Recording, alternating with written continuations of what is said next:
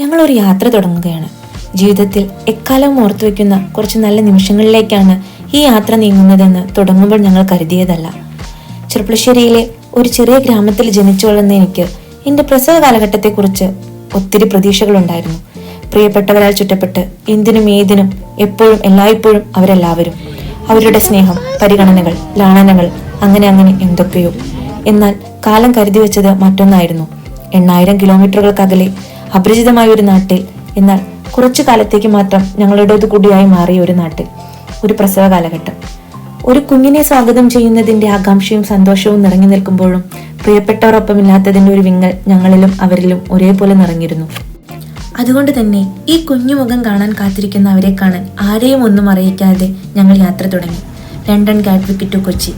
ഏറെ ദൈർഘ്യമുള്ള യാത്രയായിരുന്നെങ്കിലും ദൂരം ഞങ്ങൾ അറിഞ്ഞതേയില്ല. ദേ വീടെത്താറായി.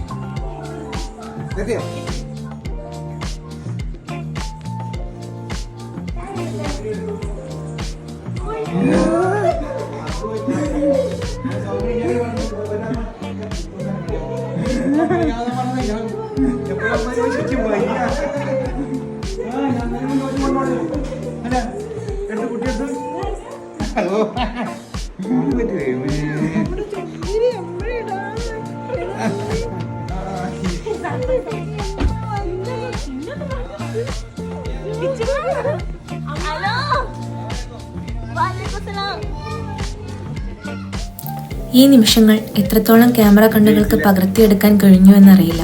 പക്ഷേ ഞങ്ങളുടെ ഹൃദയത്തിൽ അത് വളരെ മനോഹരമായി പതിഞ്ഞിട്ടുണ്ട്.